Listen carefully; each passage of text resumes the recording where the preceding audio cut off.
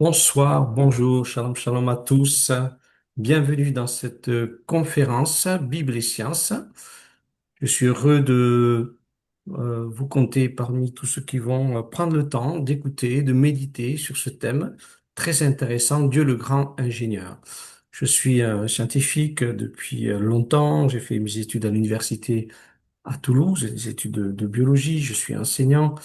Je suis toujours, si je puis dire, baigné dans ce thème des sciences et j'ai pu voir beaucoup de choses, étudier beaucoup de choses et me réjouir de toute cette belle création que nous avons. C'est un grand plaisir ce soir de partager tout ce que j'ai pu découvrir, qui sont que des petites choses parce que la création de Dieu est vraiment splendide. Il y aurait beaucoup, beaucoup de choses à dire, mais je vais quand même essayer de partager des points importants, des points intéressants, et j'espère que cela pourra vous bénir, vous enrichir. En tout cas, ceux qui découvrent pour la première fois ce type de conférence, n'hésitez pas à écouter, à participer même au débat. C'est ouvert à tous ceux qui se posent des questions sur le créateur, sur la création, tous ceux qui veulent débattre, aller plus loin dans leurs convictions. Donc, je vous invite à vraiment participer, à écouter avec simplicité cette conférence. Alors, je suis chrétien aussi depuis très longtemps, depuis 84. J'ai rencontré le Seigneur m'a fait cette grâce de pouvoir croire en lui, de croire en son amour. Et j'ai pu faire mes études avec un regard nouveau, un regard chrétien, un regard croyant. Et j'ai pu voir de nombreux êtres vivants, de nombreux fossiles, et découvrir toute cette création du Seigneur au travers de mes études. Et donc voilà, ce soir, on va parler beaucoup de d'animaux, de plantes. Et voilà, je vais d'abord donc vous exposer en fait cette intelligence du créateur qui se manifeste dans la nature. Certains parlent de dessin intelligent et je vais l'exposer sous différentes manières. On va parler d'abord des déplacements. Et j'avais un professeur à l'université, un professeur de physique, qui disait, bon, tout ce qu'on découvre, de toute façon, ça existe déjà dans la nature. Il disait cela avec un ton assez blasé, en disant que bon, la nature elle fait toujours mieux. Et c'est vrai, et c'est vrai, et je voudrais ce soir essayer de vous le montrer.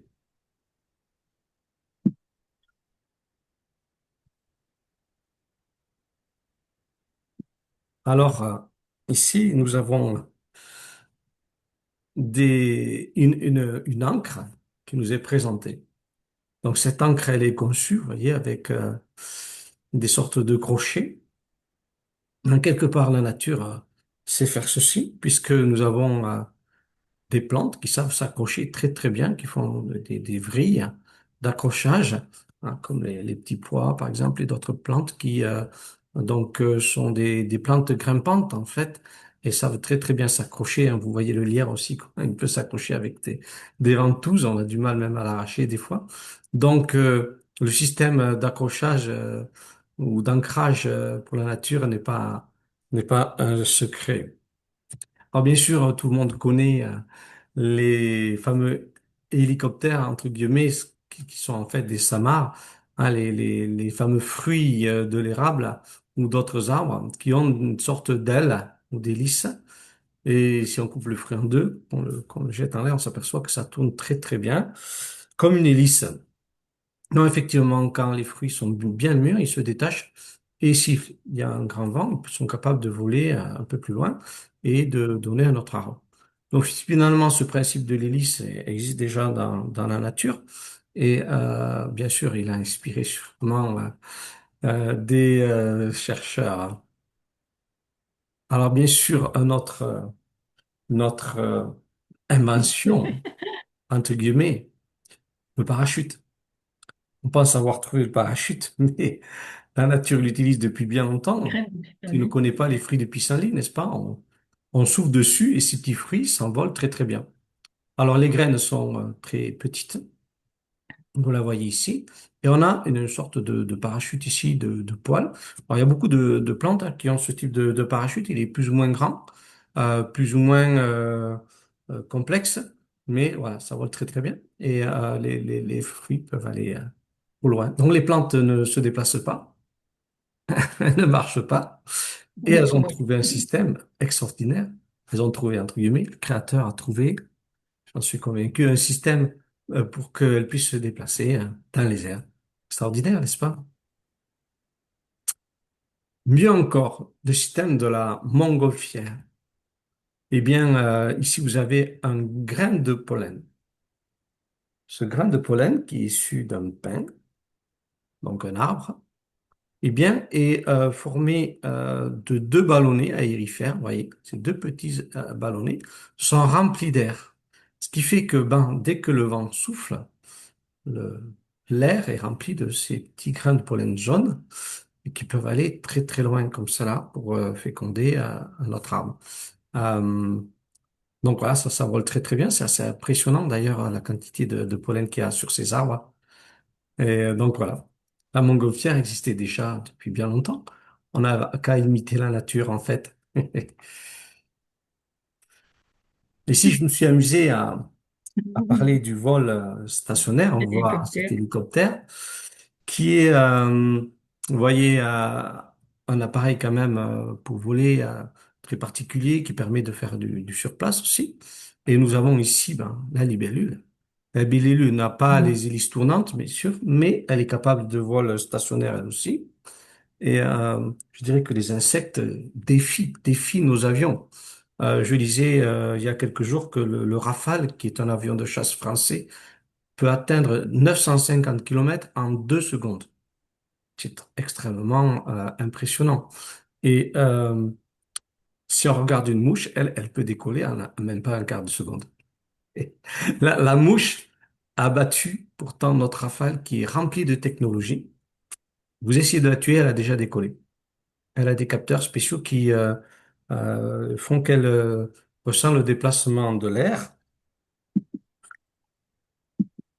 Et donc, une mouche est capable aussi de faire des loopings, de se poser dans tous les sens. Elle a des pelotes adhésives sous les pattes. Donc, sa capacité de vol est extraordinaire.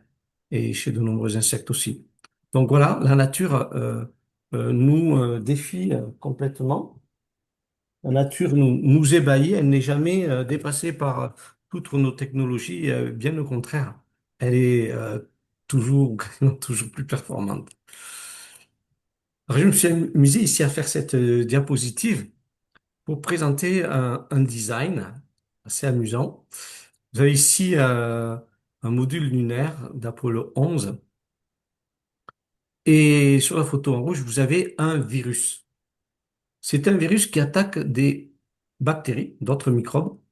Et donc ce virus a une forme tout à fait incroyable avec une capsule. Ces capsules sont genre formées de 20 faces. Euh, il y a ensuite, vous voyez, une sorte de tube et des sortes de petites pattes, si je puis dire, d'accrochage. Un petit peu comme le satellite, vous voyez, qui se pose sur la Lune.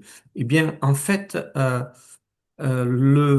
cet élément qu'on appelle un bactériophage dans ce virus va se poser sur la bactérie, un peu comme un satellite se pose sur la Lune, vous voyez.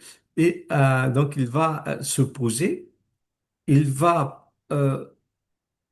poser sa base sur la bactérie et injecter à l'intérieur son ADN. Donc, vous voyez, il va vraiment se poser comme un petit satellite. C'est assez impressionnant de voir finalement cette structure extrêmement géométrique. La dernière fois, on a parlé beaucoup de géométrie. Donc, c'est assez Mhm. impressionnant de voir cet organisme qui est un microbe extrêmement petit. Vous voyez, il est de l'ordre du demi-millième de millimètre. Extrêmement petit, pourtant qui est très sophistiqué en fait. Mhm. Impressionnant, n'est-ce pas? Mhm. Mhm. Euh, alors, regardons maintenant au niveau des objets domestiques euh, qui ne connaissent pas le velcro ou le scratch qu'on a sur, par exemple, les chaussures, des sacs, etc.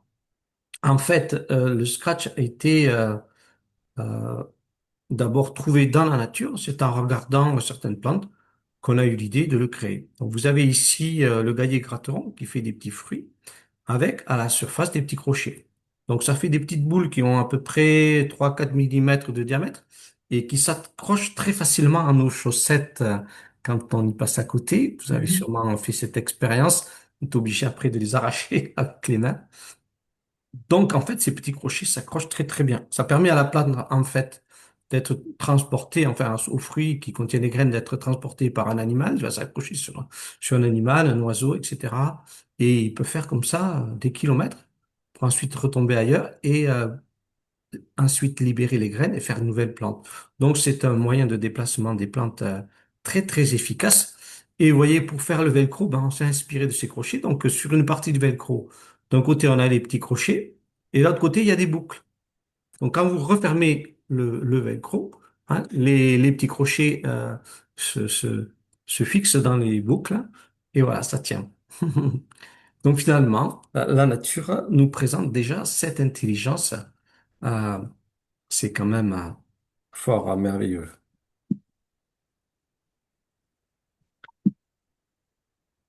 Voici ici cette diapositive assez étonnante. Je vous ai mis un un toit d'un temple chinois pour vous montrer ce petit toit. Bon, c'est un petit peu anecdotique, mais on voit ici ce petit toit avec des petites fenêtres dessous. Ici, c'est le fruit d'un coquelicot. Vous pouvez l'observer, hein, quand les feuilles rouges du coquelicot sont tombées, on a ce petit fruit qui apparaît, et qui va mûrir pour prendre cette petite couleur. Et en fait, par les petits trous sortent les graines.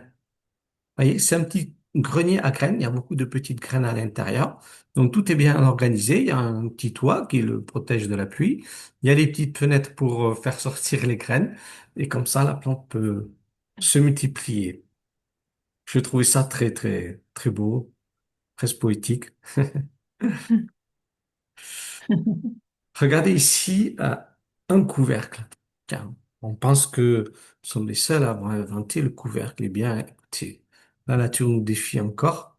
Nous avons ici euh, une partie qui se trouve dans une mousse.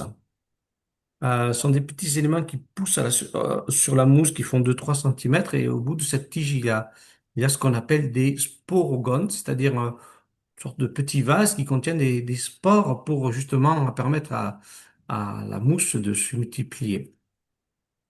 Et il y a, ben, à la surface, vous voyez, un petit couvercle qu'on appelle un opercule. Donc, il s'enlève, et quand il s'enlève, eh bien, les spores peuvent sortir. Je trouve ça très, très mignon, très beau.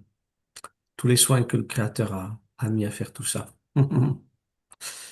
Nous avons là l'évidence d'un Dieu qui est bon. Comment le hasard pourrait faire des éléments comme ça, parfaitement ronds, qui s'emboîtent parfaitement, hein? Comment le hasard pourrait créer une aussi belle nature? Je crois que ce soir, nous sommes interpellés, que notre conscience soit interpellée. Alors, c'est amusant, nous avons dans nos maisons des lampes, mais la nature, encore une fois, nous étonne. On peut trouver des champignons bioluminescents qui fabriquent de la lumière. Tout le monde connaît aussi les vers luisants, bien sûr. Mais on peut trouver des animaux, surtout dans les océans, là où il y a l'obscurité, des animaux qui produisent de la lumière, comme cette méduse bioluminescente qui produit une magnifique lumière, ou cette baudroie, vous voyez, qui vit dans l'obscurité des océans et qui possède sur sa tête une petite lampe. Cette petite lampe que vous voyez ici euh, est là pour attirer les poissons. Et quand les poissons s'approchent, eh bien, on n'a plus qu'à ouvrir sa grande bouche Lequel? pour les avaler, n'est-ce pas? C'est assez terrifiant avec ses grandes dents. Donc, voilà, la nature n'a pas de problème pour faire de la lumière, d'ailleurs, qui a fait ce soleil extrêmement puissant qui apporte une lumière beaucoup plus puissante que celle que nous pouvons faire. Moi-même, je fais des fois l'expérience avec mes élèves avec un luxmètre. Si je mesure la lumière qu'il y a dans la salle, c'est très très faible. Pourtant, nos lampes sont allumées, très très faible par rapport à celle du soleil. Dans la salle, on a peut-être 5000 lux. Et si on met le luxmètre au soleil, on peut monter à 80 000 lux. Donc le soleil nous donne de l'énergie gratuite toute la journée. très puissante qui recouvre la moitié de la Terre. Quand même, c'est extraordinaire, cette abondance merveilleuse. Je voudrais aussi vous montrer un autre élément. Nous avons dans nos maisons parfois euh, des, euh, des portails qui s'ouvrent automatiquement. Eh bien, ce système est sophistiqué et on peut trouver des systèmes proches dans la nature. Nous avons par exemple ici un sporange. Ce sporange appartient à une fougère, il se trouve sous les feuilles de la fougère. On l'observe ici au microscope, on a les petites spores qui sont en gros, entre guillemets, les graines hein, de la fougère. Et en fait, ce petit sporange contient donc ces spores. Mais il a un système pour s'ouvrir au bon moment. Donc, vous voyez qu'il a ici des sortes de U. Eh bien, quand le sporange va mûrir, il va se sécher, se dessécher, se déshydrater. Et les petits éléments en forme de U vont, comment dirais-je, se replier en arrière. Vous voyez, parce qu'il y a ici trois parois épaisses qui forment le U et puis une paroi très, très fine au-dessus. Donc, en fait, le U va se refermer. Et comme tous les U se referment, en fait, tout l'élément qui était en demi-cercle va se recourber en arrière. Et quand il se recourbe en arrière, ben, il ouvre tout simplement le sporange. Vous voyez que le sporange est comme une petite sphère, comme une petite boule. Eh bien, il va s'ouvrir comme un petit sac et les spores vont en sortir. Donc, on a un système d'ouverture automatique. Hein. Quand les spores sont prêtes, le sporange s'ouvre, il libère les spores. Alors, il n'y a pas de bouton pour appuyer, pas besoin, la nature a tout autonome. Automatique. Alors, nous parlons parfois des fermetures éclairs. Eh bien, je peux vous dire que ce système existe, par exemple, au niveau de l'ADN. Votre ADN, qui est formé de 4 milliards de lettres chimiques, vous avez ici ces lettres que vous connaissez sûrement, l'adénine, la thymine, le G pour guanine et le C pour cytosine. Eh bien, on voit que ces lettres correspondent et s'emboîtent les unes dans les autres. En fait, l'ADN est formé comme une échelle avec deux barreaux, hein, et ces lettres forment pardon, avec une échelle avec deux montants, que vous voyez sur le côté en bleu, et donc les lettres qui s'emboîtent forment les barreaux. En fait, cette sorte d'échelle s'ouvre et se referme. Vous voyez, ça c'est en permanence dans notre corps, dans nos cellules. L'ADN est obligé de s'ouvrir pour qu'il soit lu par la cellule. Vous voyez? Donc, il va sans cesse s'ouvrir, se refermer, un petit peu, bon, pas tout à fait comme une fermeture éclair, peut-être la ressemblance est pas tout à fait, bien sûr, valable à 100%, mais bon, il y a vraiment un système d'ouverture et de fermeture extrêmement précis qui se réalise en permanence dans nos cellules. Alors ici, bien sûr, je ne vais pas manquer l'occasion de parler de la seringue. Eh bien, analysons le dard d'une abeille. Le dard d'une abeille contient un aiguillon, qui correspond bien sûr à l'aiguille de l'abeille, qui se plante très très bien, n'est-ce pas? Mais il faut que vous compreniez que, il y a aussi une poche, la poche à venin. Donc en fait, quand l'abeille pique quelqu'un, elle va mourir parce que elle arrache l'arrière de son corps, hein. Toute cette poche à venin va s'arracher de son corps et elle va mourir d'ailleurs. Mais il faut que vous compreniez que il n'y a pas que la poche à venin, il y a aussi un muscle. Ce muscle va se contracter et il va compresser peu à peu la poche à venin. Vous voyez, le muscle il est là, il entoure la poche. Donc il va compresser la poche à venin. Et donc, qu'est-ce qui se passe forcément?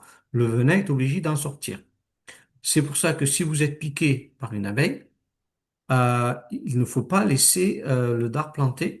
Hein, il faut prendre un couteau de préférence et passer sous le dard pour l'arracher.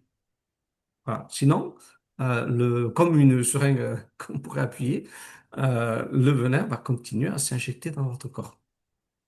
Voilà. Donc finalement, c'est assez sophistiqué. Il y a même une structure en forme d'arpon hein, sur l'aiguillon, puisqu'on a des petits éléments qui empêchent l'aiguillon de se retirer, ce qui fait que voilà, le dard reste bien planté dans la peau. Alors, ce n'est pas le cas pour les piqûres de guêpes. Hein. Les guêpes, elles piquent, mais elles gardent leur dard. Voilà. Alors, la seringue est bien présente dans la nature. Je voudrais aussi présenter quelque chose qui m'émeut particulièrement. Ce sont les petites feuilles qu'on trouve dans les graines. Si vous prenez des graines de haricots, vous les mettez dans de l'eau, dans une nuit, elles vont gonfler. Et quand vous ouvrez la graine, le lendemain, vous enlevez les deux parties, on appelle les cotylédons, les deux parties, et vous allez trouver le germe au milieu. Et quand vous observez les feuilles de ce germe, les futures feuilles qui sont là déjà toutes prêtes, tout est prêt. Il y a les feuilles, il y a la future racine. Il ne suffit que de la croissance. Et puis on s'aperçoit que les feuilles sont pliées. Déjà, elles sont repliées, comme ceci, et elles sont pliées l'une dans l'autre. Vous voyez, j'ai essayé de faire le schéma en bas. Vous voyez, on les voit, elles sont pliées en deux chaque feuille et l'une dans l'autre. Elles sont parfaitement rangées pour économiser de la place. C'est très très beau à voir, un petit peu comme on plierait C'est extraordinaire, vraiment. Ouais. des, des draps. La Ouais. nature est magnifique et il y a toutes les réserves pour que cette petite plante miniature puisse grandir hein, ici dans ce qu'on appelle les cotylédons du haricot. Je voudrais aussi parler de quelque chose qui paraît simple, mais pourtant, nous avons des rouleaux de papier absorbant. Et nous pensons que la nature ne fait pas ça. Eh bien, écoutez, prenez le temps d'observer les feuilles d'un bananier. Vous allez voir que, en fait, les feuilles sont enroulées, littéralement enroulées, et qu'elles vont, en grandissant, se dérouler. Il y a beaucoup de fleurs, d'ailleurs, ou de feuilles qui ont des structures comme cela, euh, où elles ont besoin que de se dérouler pour grandir. C'est assez impressionnant. Il y a un vrai enroulement. Euh, donc voilà. Il faudrait que je monte plus d'exemples, mais euh, c'est parfois très très impressionnant comme les petites fleurs dans les bourgeons, etc. sont toutes prêtes, toutes bien repliées, tout bien organisées. Et puis quand elles vont grandir, tout va s'ouvrir et se déployer. Mhm. C'est beau.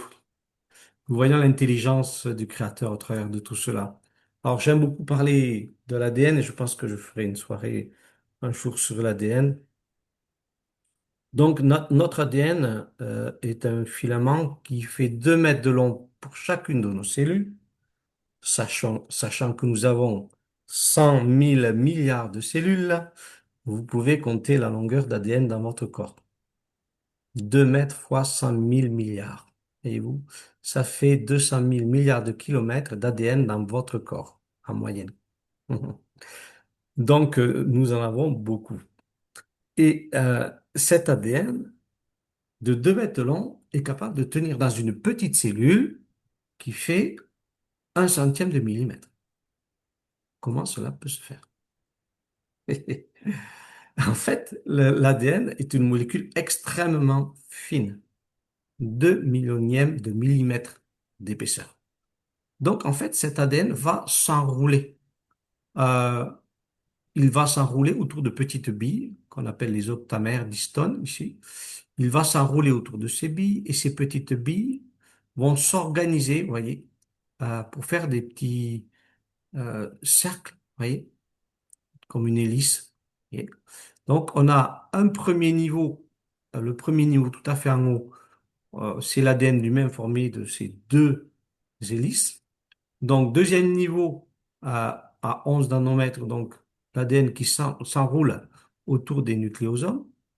Troisième niveau, donc, ces sortes de petites boules forment, voyez, euh, comment pourrais-je dire, euh, des sortes de cercles, voyez, qui forment une hélice, un peu comme un fil de téléphone.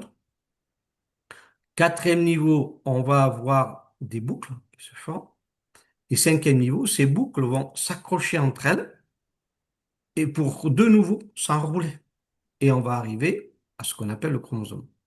Donc, ce qui D'accord. fait que tout est tellement enroulé, enroulé, enroulé, enroulé, enroulé, enroulé plusieurs fois que les 2 mètres d'ADN arrivent à tenir dans un noyau qui fait à peu près le millième du millimètre, le noyau de la cellule. Vous voyez.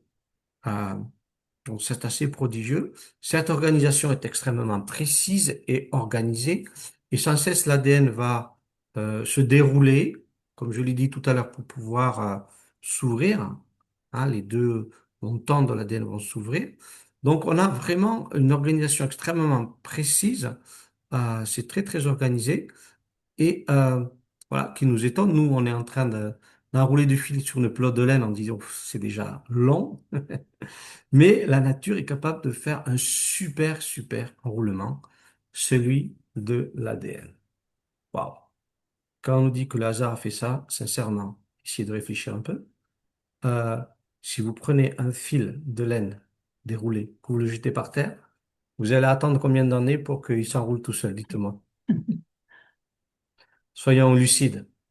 Vous le mettez par terre, vous avez le droit de jeter ce que vous voulez dessus, des cailloux, de l'eau, vous mettre de ventilateur. Et vous allez attendre que votre fil s'enroule. Dites-moi combien d'années vous allez attendre.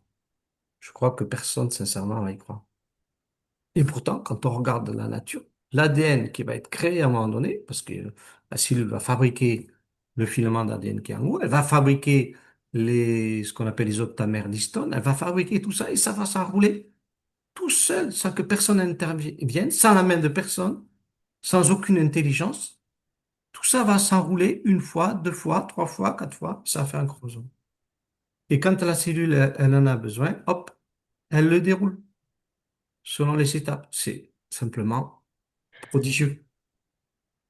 Comment croire que le hasard peut gérer une telle complexité? Même notre filament de laine qu'on pourrait mettre par terre, bon, il va peut-être faire des boucles, mais tout va être embrouillé, tout va finir par faire des nœuds même. Hein, je pense que vous avez vu les fils, combien ils ont la capacité de s'embrouiller, ça va s'embrouiller, ça va faire des nœuds, ça va faire n'importe quoi, mais ça va pas faire de l'ordre. Alors que dans l'ADN, on a de l'ordre, tout est parfaitement organisé. Et les généticiens se rendent compte de la complexité de cette molécule et c'est simplement magnifique. Ça nous montre la beauté du Créateur, son intelligence, je le crois vraiment. Et j'aime beaucoup parler de ça, mais je voulais parler des paires de chromosomes. Ici, vous avez des paires de chaussures. Nous les prenons, nous les mettons ensemble. Est-ce que si nous prenons une vingtaine de paires de chaussures, nous en faisons longtemps, et euh, est-ce que nous croyons que les chaussures vont se mettre par paires toutes seules? Vous avez l'autorisation de jeter de l'eau, de faire du vent, mais sans les toucher, vous pouvez euh, essayer de les mettre ensemble. Sans les toucher, ça va être quand même compliqué. Et donc, on va en général obtenir du désordre. Et la nature est capable de prendre des chromosomes, les chromosomes qu'on a vus tout à l'heure, vous voyez, qui viennent de l'ADN enroulé, on voit le chromosome ici en bas, eh bien, ces chromosomes sont capables de se mettre par paire. Ça, c'est incroyable. Il faut savoir qu'il y a un des chromosomes qui vient du père, avec un accent grave, et ici, un autre chromosome qui vient de la mère. Vous voyez. Et ils sont capables, à un moment donné, lors de la formation des spermatozoïdes et des ovules, ils sont capables de se mettre en paire pour bien se séparer, qu'il n'y ait pas d'erreur, qu'il y ait le même nombre de chromosomes qui aillent dans chaque spermatozoïde descendant de cette division cellulaire ou dans chaque ovule. Donc, ouais, vous savez que chez l'homme, on passe de 46 chromosomes à 23 chromosomes.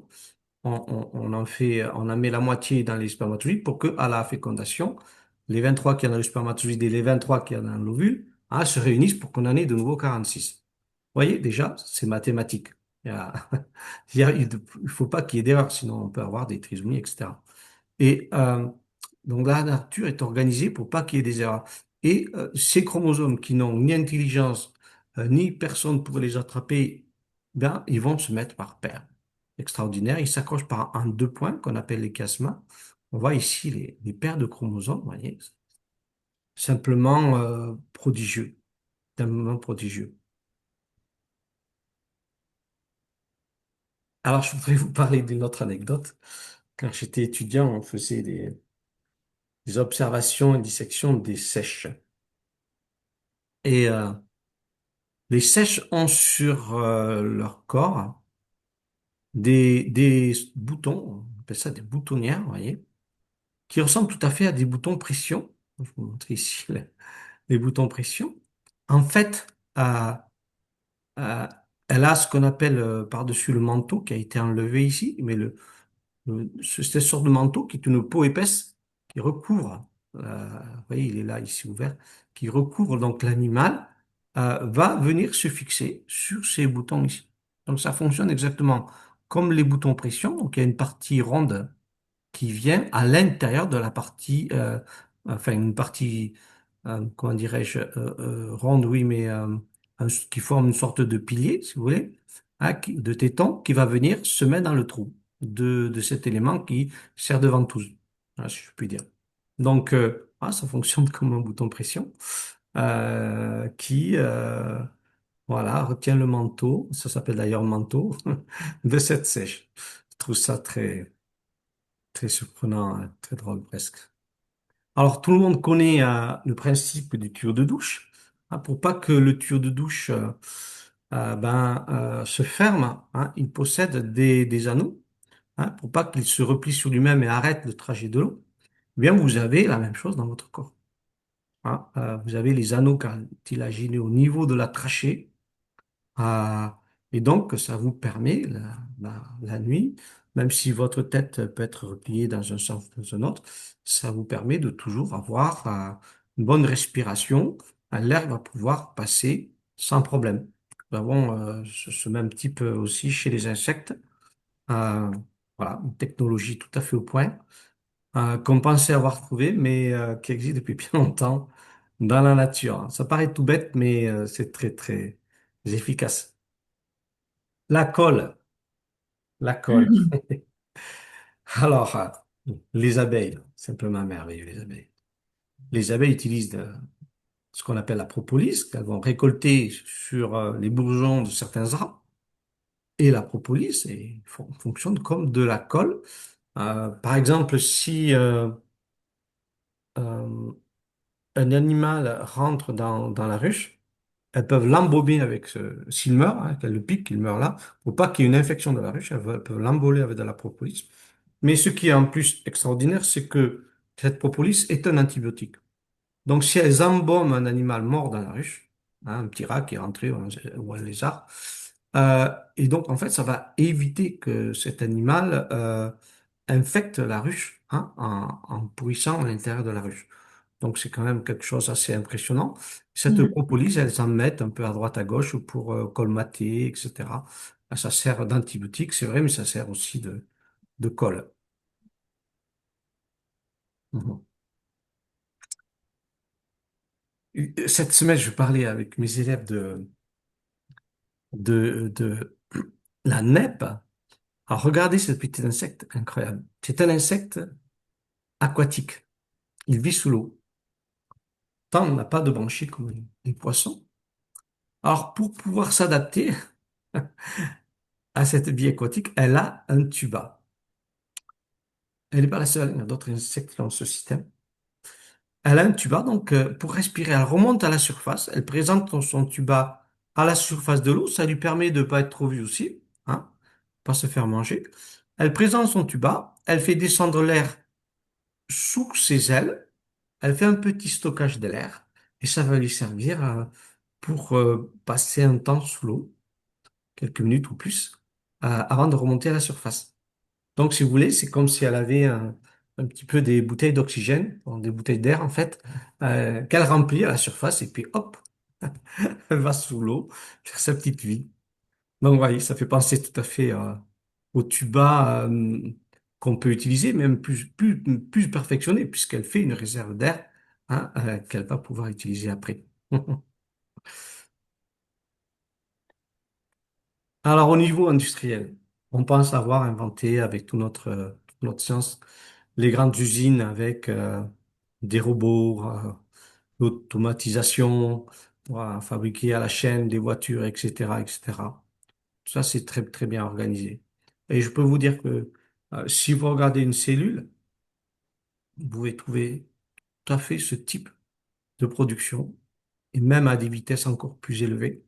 Hein. Vous avez ici une production de ce qu'on appelle le brin d'ARN, vous voyez, qui va sortir de cet élément.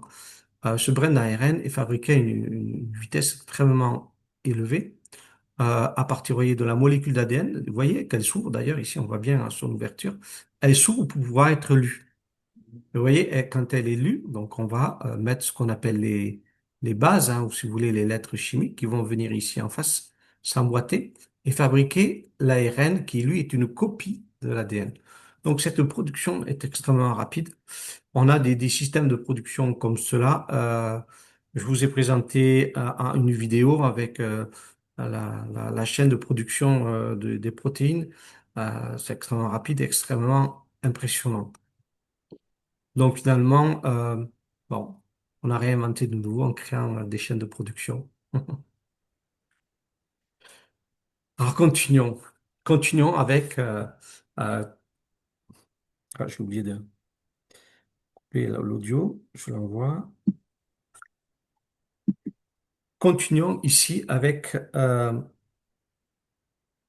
l'électricité et l'informatique. On va se dire, mais non, seul l'homme a fait l'électricité et l'informatique.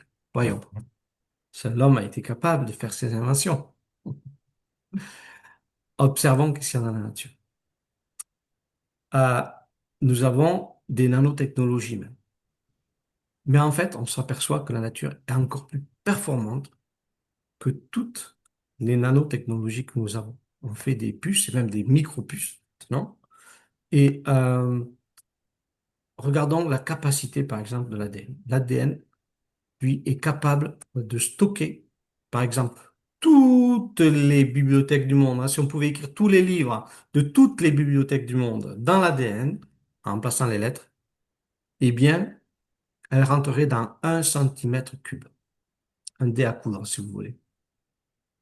Donc, finalement, l'ADN a une capacité de stockage d'informations plus élevée que celle de nos ordinateurs, de nos téléphones, etc. Et ça, les scientifiques le savent bien. L'ADN a largement battu la science. D'ailleurs, ils voudraient en mettre dans certaines unités de stockage d'informations, et je crois que c'est pas encore au point. Mhm. Alors, rien que dans nos cellules, hein, 3 milliards de lettres dans chacune de nos cellules, ça fait 1,5 million de pages quand même. Oui, ça en fait beaucoup. Si on met 2000 lettres par page, on doit être à 1,5 million de pages. Je sais pas si vous voyez, si on pouvait les imprimer. J'ai fait le calcul, je crois que c'est un imprimé recto verso, c'est 500 ramètres qu'il faudrait pour imprimer notre programme génétique. Il se trouve dans une seule de nos cellules. 500 ramètres. Donc voilà, la nature nous défie. Et ce qui est un défi, euh, c'est l'apparition de l'ADN. Parce que Mhm. les professeurs de SVT, par exemple, disent que tous les êtres vivants de l'ADN, donc ils ont une origine commune. Mais alors, le problème, c'est que la cellule initiale, on nous dit que la cellule initiale a été à l'origine de toute forme de vie. Mais alors, elle est apparue comment? C'est là qu'il y a un gros problème. Comment la cellule initiale est apparue? Cette cellule initiale devait avoir quelque chose comme 200 000 lettres d'ADN. 200 000 lettres d'ADN, ça correspond à un livre de poche. D'accord? Un livre de poche qui est apparu comme ça, dès le départ, tout écrit, avec toutes les informations écrites pour que la première bactérie, la première cellule, fonctionne. Et c'est là que les scientifiques n'ont pas de réponse, qui sont bloqués.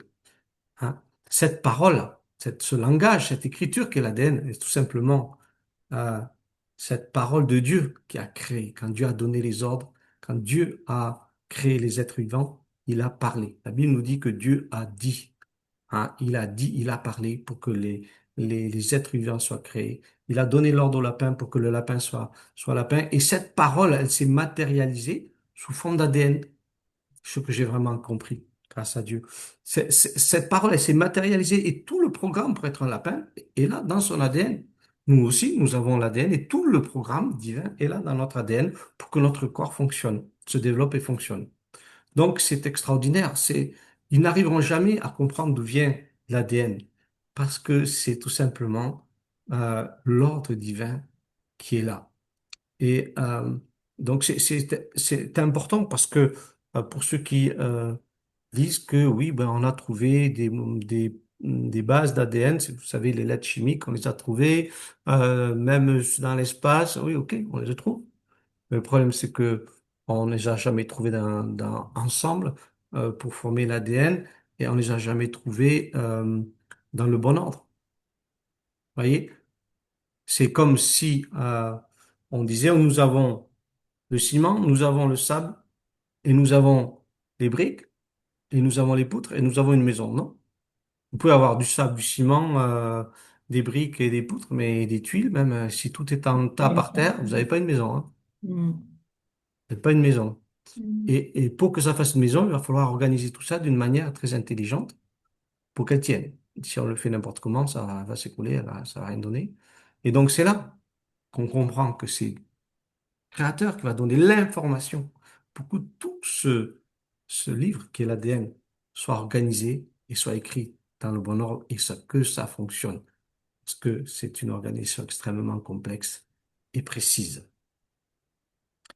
Et d'ailleurs, ils ont aussi compris qu'il y a beaucoup d'animaux qui ont des parties d'ADN qu'on appelle les gènes qui n'existent que chez certains animaux et pas d'autres. On ne comprend pas comment ils sont apparus.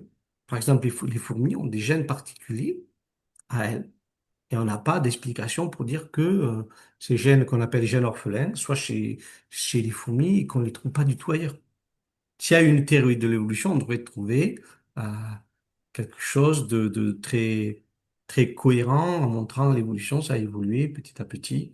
Non, on a aussi des sortes de trous, hein, oui, comment dirais-je, de lacunes énormes entre de nombreuses espèces animales. Donc tout ça, ça nous parle. Alors parlons des panneaux solaires. On en parle beaucoup. Hein, vous recevez peut-être toutes les semaines, comme moi, des appels téléphoniques pour acheter des panneaux solaires. Eh bien, la nature a fait des panneaux solaires depuis longtemps qu'on appelle les feuilles. Les feuilles des arbres sont des vrais panneaux solaires, ou presque quand même, pour pouvoir y brancher notre télévision dessus. Mais elles fonctionnent de la même manière dans le sens qu'elles captent la lumière avec des processus extrêmement élaborés. On a beaucoup étudié ça, c'est extrêmement complexe. Mais il y a ce qu'on appelle de la chlorophylle à l'intérieur. Donc, il y a de la chlorophylle à l'intérieur des feuilles. Et cette chlorophylle va permettre de capter donc toute cette énergie de la lumière et pour pouvoir transformer le dioxyde de carbone et l'eau en oxygène et en sucre. Ça, c'est extraordinaire parce que les plantes sont les plus gentilles. Elle nous donne l'oxygène qu'on respire. Elle nous donne des sucres et d'autres éléments nutritifs pour qu'on mange. S'il n'y a pas de plantes, on peut plus respirer, on peut plus manger. Et en plus, elle nous débarrasse du CO2 que nous produisons. Donc, elles sont extrêmement gentilles. Et tout ça, très pacifiquement, sans manger personne. Sauf pour les plantes carnivores qui sont très rares. Donc, les feuilles sont un, un- un mode de production extraordinaire. Elles vont utiliser la lumière pour faire quelque chose de fondamental, produire de l'oxygène, des éléments nutritifs. Elles vont même s'orienter aussi parfois euh, pour capter le soleil. Ce sont des vrais capteurs euh, d'énergie, hein, les feuilles, et elles vont stocker aussi cette énergie. Alors nous stockons l'énergie sous forme de batterie, mais ce que je voudrais dire, c'est que la feuille, elle va stocker aussi l'énergie. Elle va la stocker sous forme de sucre ou d'amidon, voyez. ou ce qu'on appelle de l'ATP, elle va stocker l'énergie mais manière chimique. Et elle peut récupérer cette énergie quand on en a besoin. Donc, qu'est-ce qui se passe? La nature est capable de faire des panneaux solaires absolument biodégradables. Hmm. Nos panneaux solaires sont remplis de métaux toxiques. Qu'est-ce qu'on va en faire? Comment on va recycler ça? C'est tout un problème. On dit que c'est écologique, les panneaux solaires. Ah oui, d'accord, mais et tous les métaux qu'il y a dedans, toxiques, vous en faites quoi? Les feuilles sont 100% naturelles et biodégradables. Aucune pollution.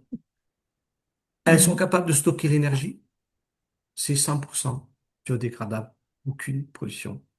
Nous, on va faire des batteries, ok, on stocke de l'électricité. On va même faire des batteries maintenant électriques avec du lithium. Et finalement, on dit, oh, c'est peu polluant, ça fait pas de CO2. Et oui, mais le problème, c'est que le lithium, en allant les chercher, c'est pas toujours peu polluant. Voilà. Et donc, effectivement, le bénéfice contre la pollution est peut-être tout simplement de zéro à la fin. Quand on regarde tout. Euh, Donc voilà, c'est vraiment interpellant. Finalement, la nature nous bat. Nous avons des super technologies, elle nous bat. Et même, comment expliquer que la première cellule, elle faisait la photosynthèse? Les scientifiques nous disent, ah, la première cellule est apparue il y a 3 milliards d'années, elle faisait la photosynthèse. Ah bon? La première cellule, elle savait déjà capter l'énergie du soleil, vous vous rendez compte? C'est quelque chose d'extrêmement complexe. Capter l'énergie du soleil, il faut avoir des molécules de chlorophylle, qui sont des molécules complexes, ce qu'on appelle des photosystèmes, etc. Apparu comme ça, avec capteur solaire intégré? Waouh, waouh. Alors là, si tu crois pas à un créateur quand même. Donc enfin, que chacun est libre hein, de croire, et d'établir ses convictions. Mais voilà, on discute, mais bon, je vous interpelle ce soir. Et ici, vous avez un moteur, voilà, un moteur électrique. On pense avoir créé un moteur électrique. Hein, le moteur de votre voiture, il peut tourner à 3000 tours minute. Hein. Je sais pas si vous avez vu, hein, on a des aiguilles de compteur de tours. Eh bien, regardez, ici, nous avons un moteur microscopique qui, lui, est capable de tourner à des milliers de tours minute. On estime que ça peut monter même à 60 000 tours minute. Ce petit moteur, vous l'avez, par exemple, sur des bactéries qui se trouvent dans votre ventre, qu'on appelle Escherichia coli, bactéries très, très étudiées, qui font à peu près un millième de millimètre. Et elles sont dotées d'un moteur électrique. Donc, vous avez ici les différentes parties de ce moteur. On a des anneaux, on a vraiment un axe. Alors, c'est électrique parce qu'il y a ce qu'on appelle des protons, ions H+, qui circulent à l'intérieur et qui fait donc tourner le système. Vous avez ici une sorte de coude ou de crochet, vous voyez, et qui porte le poil ou filament de cette bactérie. Alors, je vous montre un petit peu. Ici, vous voyez, vous avez la bactérie et vous avez derrière ce qu'on appelle un flagelle ou un poil, si vous voulez, qu'elle fait tourner. Donc, quand elle fait tourner son flagelle, eh bien, elle avance. Quand elle le fait tourner dans le sens anti-horaire. Quand elle le fait tourner dans l'autre sens, ça lui permet de tourner. Donc, hop, elle pivote, elle tourne, et puis après, elle refait tourner dans l'autre sens, et hop, elle avance. C'est super sophistiqué. Et ici, donc voilà ce moteur de manière plus détaillée. Hein, avec donc on a vraiment des axes hein, euh, avec la partie qu'on appelle le rotor, la partie stator, enfin voilà, pour ceux qui sont des spécialistes des moteurs. Vous avez l'axe central ici, vous voyez, et donc là le départ du flagelle. Donc je lisais tout à l'heure un article dans une revue scientifique. Il disait ceci, cette incroyable machine biologique a de quoi rendre jaloux scientifiques et ingénieurs. Elle peut tourner à une vitesse de plus de 20 000 tours par minute. On peut même aller apparemment jusqu'à 60 000 tours par minute. Hein, si vous pouvez faire les calculs, hein, c'est 300 tours par seconde, etc. C'est tout simplement prodigieux. Donc la petite bactérie, elle fonctionne un peu comme un hors-bord, vous voyez. Elle a son petit moteur, elle fait tourner euh, son flagelle dans un sens, elle peut l'arrêter, elle le fait tourner dans l'autre sens, et c'est tout simplement incroyable. Tout simplement incroyable. On est simplement émerveillé. Et un des rôles de la science, c'est justement de nous faire voir la nature pour qu'on s'émerveille. L'électricité. On dit qu'on a découvert l'électricité, hein? Depuis environ 1930, on a branché nos maisons à l'électricité, etc. Eh bien, l'électricité existe dans la nature depuis que les poissons existent. Vous avez l'anguille électrique qui produit des décharges jusqu'à 600 volts. Elles sont extrêmement dangereuses. Vous voyez, l'anguille électrique, extrêmement dangereuse. Une torpille, elle peut produire des décharges 50 volts. Nous avons le silure électrique, 650 volts, le record. Donc voilà, il faut avoir la chance de ne pas les toucher surtout. Ah, ils sont extrêmement dangereux et mortels. Donc finalement, ils gèrent très très bien l'électricité. Alors comment ils font pour produire toute cette électricité extrêmement puissante? Ah, nous avons du 220 dans nos maisons. Ah, vous voyez, c'est 3 fois plus. Alors en fait, pour expliquer, vous avez ici une batterie normale. Cette batterie, correspond à une batterie de votre voiture. Elle produit de l'électricité à 12 volts. Elle est formée de 6 éléments dont la tension maximale est de 2,2 volts. Vous voyez? Donc chaque élément jaune ici produit, ou les autres, je sais plus, je pense que c'est des éléments jaunes, produit 2,2 volts. Tout ça multiplié donc en gros par 6, voilà, ça fait du 12 volts ou un peu plus. Donc on a ce qu'on appelle des éléments en série. Eh bien, chez ces animaux, c'est la même chose, hein. On va avoir des petits éléments qui font partie de l'organe électrique. Vous voyez ici dans le poisson, on a des tout petits éléments. Et ces tout petits éléments, chacun fabrique 50 euh, millivolts. Vous voyez, dans cellules, 50 millivolts. C'est pas grand-chose. Mais comme ils sont en série, ça va faire qu'à la fin, ça peut Incroyable. libérer eh bien 600 volts. Vous voyez, à cause du grand nombre de ces petites cellules. Donc finalement, on pense avoir inventé l'électricité, on pense avoir inventé les batteries. Quand on regarde un poisson, bah, c'est le même principe. Hmm. Alors, on continue ici avec les récepteurs électriques. Vous savez sûrement ce qu'on appelle des voltmètres, permettent de compter le nombre de volts. Eh bien, ici, vous avez des poissons qui ont ce type de récepteurs intégrés. Les voici ici, on les appelle les électrorécepteurs, hein, qui ce sont ces petits points noirs sur sa tête. Eh bien, les poissons sont capables de détecter l'électricité ou les champs électriques qui sont dans l'eau. Et pareil pour l'ornithorynque. L'ornithorynque, avec son bec, il peut détecter l'électricité qui est dans l'eau. Donc, ce qui fait que si l'eau est trouble, ils sont quand même capables de détecter qu'est-ce qu'il y a dans l'eau. Voyez-vous? Donc, si l'ornithorynque ou un poisson hein, se déplace, il sait ce qu'il y a.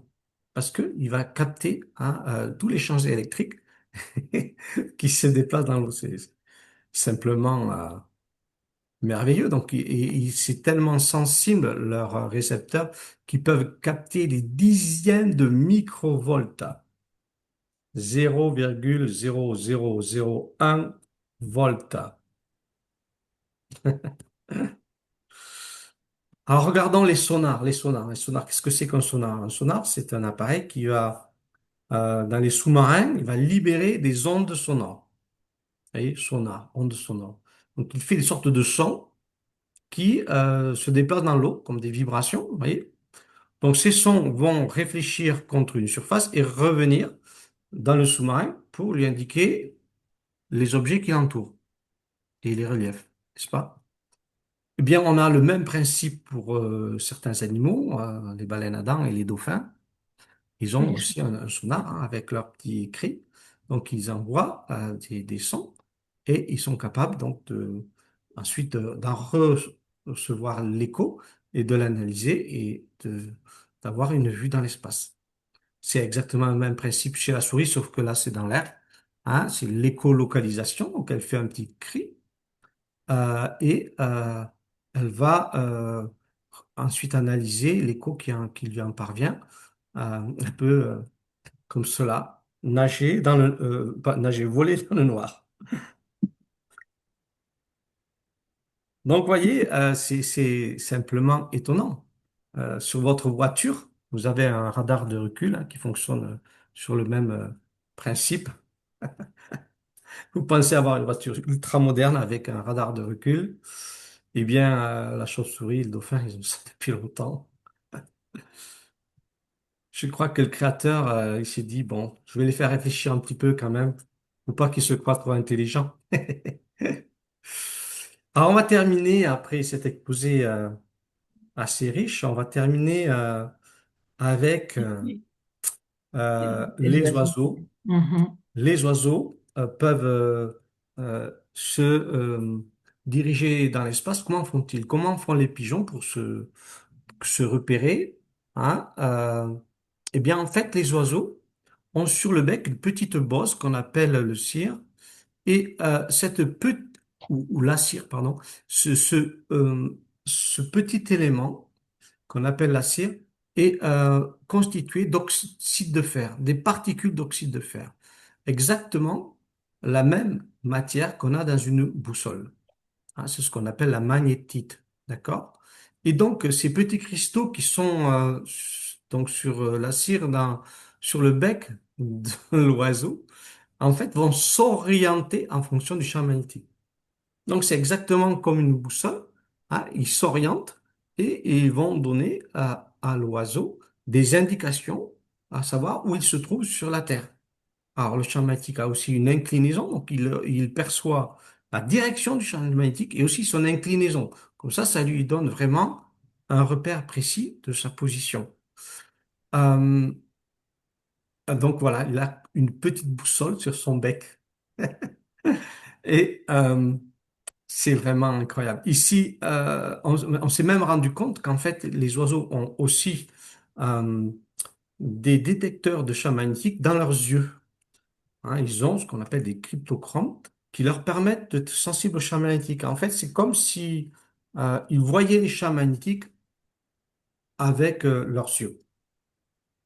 Donc ça aussi, c'est autre méthode de repérage. Donc c'est comme s'ils voyaient les champs magnétiques de la Terre et voilà, ça les repère d'une manière incroyable. Quand on voit comment les navigateurs luttaient pour se repérer avec les étoiles, etc. Les pigeons, ils en sont naturellement, les pigeons et d'autres oiseaux en sont naturellement dotés.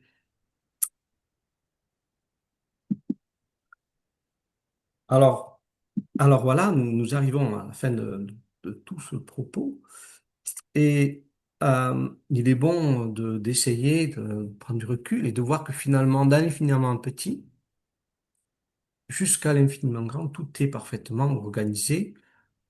Si on part de l'ADN qui est dans l'infiniment petit, toutes ces molécules, les protéines, etc. Et même la photosynthèse avec la chlorophylle. Tout est parfaitement organisé. Euh, nos cellules sont comme des usines extrêmement perfectionnées et organisées, capables de produire des milliers de substances différentes sans les mélanger. Voilà, je sais pas si vous voyez une usine hein, qui fabrique des milliers de substances différentes, demande une organisation, une gestion colossale. Vos cellules sont capables de faire cela. Ah, un jour, je travaillais avec un scientifique en immunologie. Enfin, j'étais en stage et il disait, mais rien n'est au hasard dans la cellule, rien. Tout est organisé, infiniment petit, organisé.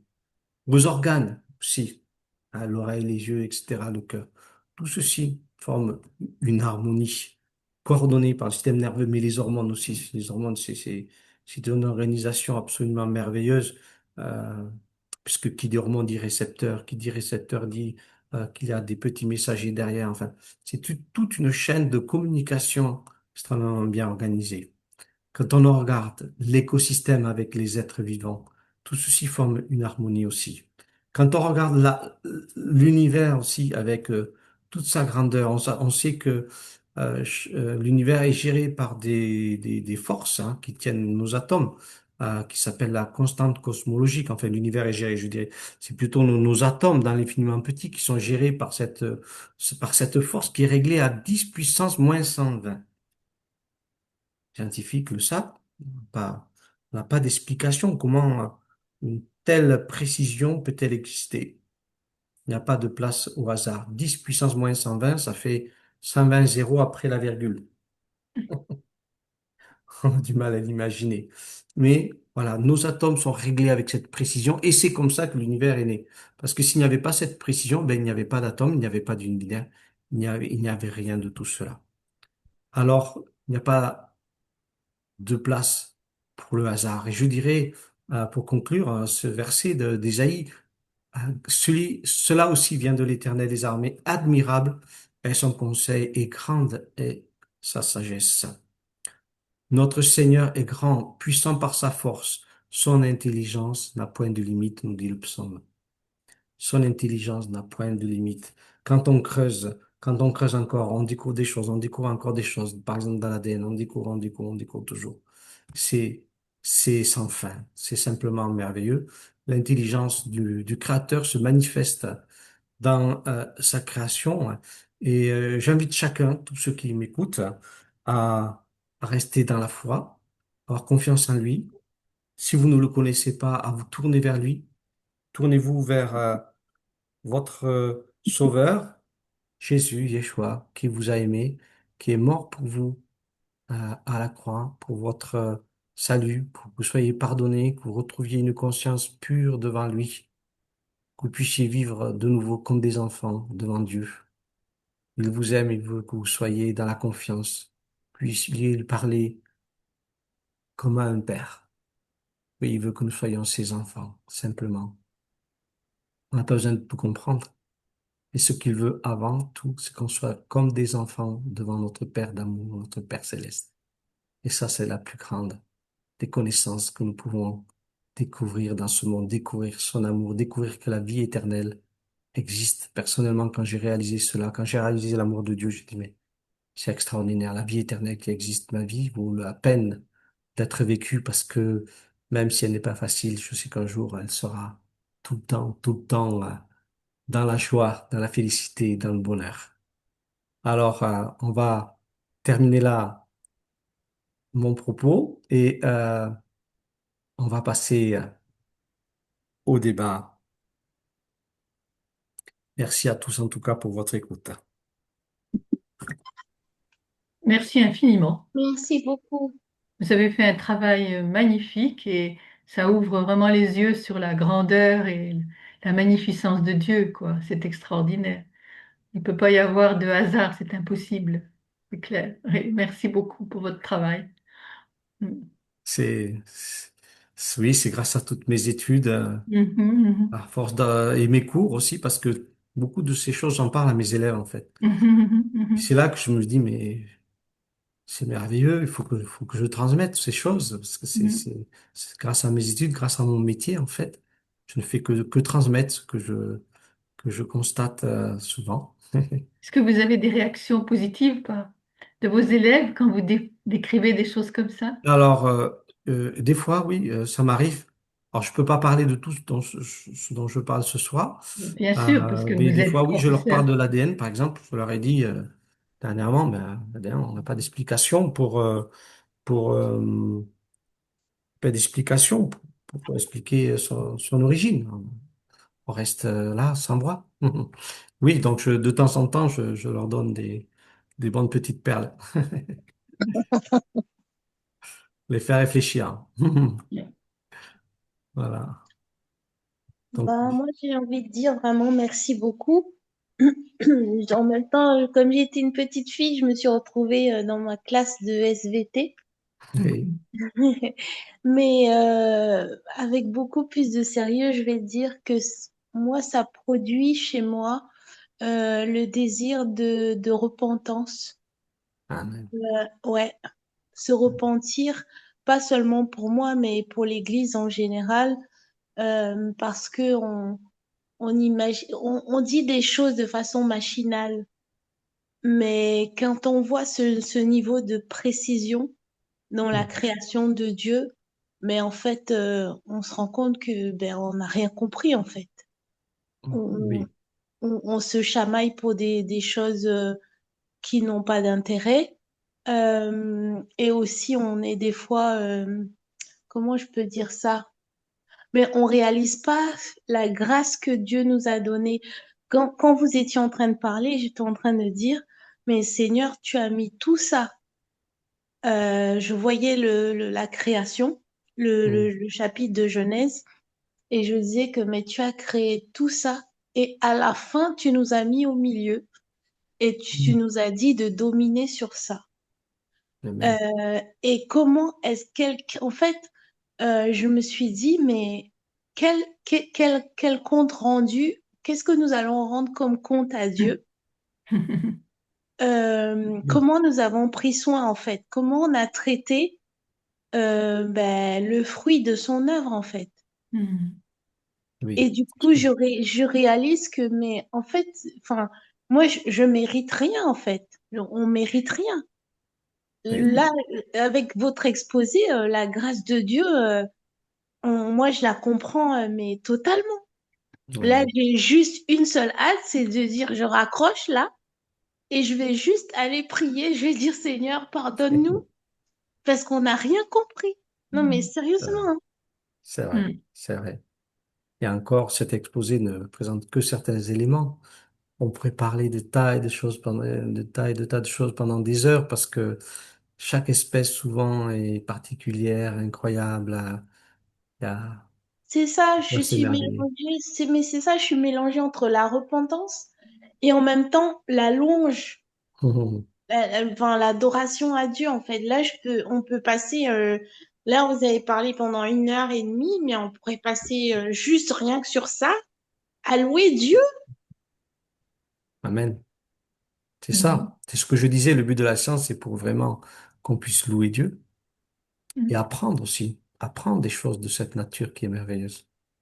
D'ailleurs, ils le savent, les scientifiques maintenant.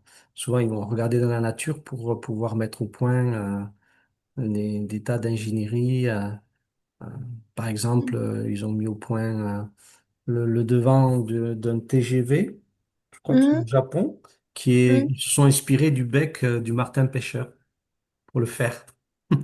c'est pas possible. Oui, oui, oui, il y a un Et, message là-dessus. mais Ouais. c'est pas vrai, mais c'est pas vrai. Mais Mhm. attendez, je sais pas, moi je suis pas le milieu scientifique, moi je suis dans le milieu financier. Oui, Et aujourd'hui, on nous bombarde avec l'intelligence artificielle. eh oui, Et tout le monde est émerveillé. Je dis, mais attendez, vous savez pas que déjà dans la nature, vous avez tout. Il y a eh oui. déjà tout là. Commençons par comprendre l'intelligence de Dieu, après on va voir l'intelligence qui est artificielle. Mais Et oui, c'est les- puissant, quoi. Moi, j'ai même pas vu l'heure passer, en fait. Quand ouais, vous étiez en train d'exposer, j'étais là, waouh, waouh. J'ai pris des notes, j'ai dit, waouh, la nature est merveilleuse, vraiment, vraiment. waouh, Dieu Et est bon. l'intelligence artificielle est un peu un piège. Bon, on se rend compte Oui, qu'elle est de plus en plus erronée parce mais oui, que tous ces moteurs de recherche recopient des sites et ils peuvent oui, recopier aussi des sites qui sont faux. Et oui, donc, l'intelligence artificielle peut nous apprendre des erreurs. Il faut faire attention et vérifier quand même. Euh, Puis ce ne sont que des machines, donc ouais, vous voyez bien que mais oui, on doit être prudent. Ce sont juste des outils de travail, mais soyons très mais C'est prudents. tout, oui, c'est ça. c'est Si on vrai. peut se passer, c'est mieux. Mais franchement, un grand merci que Dieu se souvienne de vous. Merci. Ma prière, c'est que vraiment vos travaux, ça s'étend pas seulement à nous, mais ça touche vraiment le monde entier. Vous imaginez pas ce que vous avez touché. Là, pendant que vous parliez, vous avez parlé de capacité de stockage. En milieu financier, aujourd'hui, on traite beaucoup sur la data. On ne sait pas comment stocker toutes les données euh, Mhm. qu'on traite. Ah Là, oui. c'est-à-dire que Ah oui. non, mais non, je suis dépassée. Non, Le créateur, il n'a pas été non. dépassé par le stockage, Il hein, a nos été problèmes. dépassé par le stockage des données. Ah oui, Ah non. c'est ça. Alors, le message a été envoyé aussi dans un réseau où il y a déjà 250 personnes qui recouvrent une bonne partie des pays francophones en Afrique et ailleurs. Ouais. Donc voilà, et puis ça peut se diffuser aussi encore. Donc il va être sur mon site aussi. Donc voilà, ça Ouais. permet à des personnes un peu dans le monde entier de pouvoir écouter. Mm. Donc on peut le consulter comme on a consulté celui sur, que vous avez fait sur les nombres dans la nature. C'est ça, D'accord. c'est ça, oui, oui, J'en ferai profiter d'autres personnes aussi, comme oui, j'ai oui, fait pour votre autre euh, sur les nombres dans la nature. Je l'ai renvoyé à oui, d'autres personnes aussi. oui, c'est bien, super, merci, merci beaucoup. Je vous en prie. Oui, oui, je vais le mettre sur le Facebook et je vais le mettre aussi sur mon site comme ça. Voilà, on peut D'accord. facilement l'avoir, D'accord. le transmettre. Donc merci beaucoup. Moi, je me retire Merci. maintenant. Merci beaucoup pour tout. Et à la prochaine fois avec beaucoup de plaisir. Ah ouais, moi Merci j'ai beaucoup. hâte là d'entendre celle de Ah bien. l'ADN. Oh, Moi oh. aussi. J'ai pas mal de messages à transmettre. Il y en a plusieurs qui sont en préparation. Ouais, Voilà. d'accord. Merci beaucoup. Merci Avec beaucoup. plaisir. Merci pour votre Merci. présence. Soyez Merci. bénis. Soyez bénis. Un grand Merci shalom. Soyez beaucoup. bénis. Shalom, shalom. Shalom, shalom.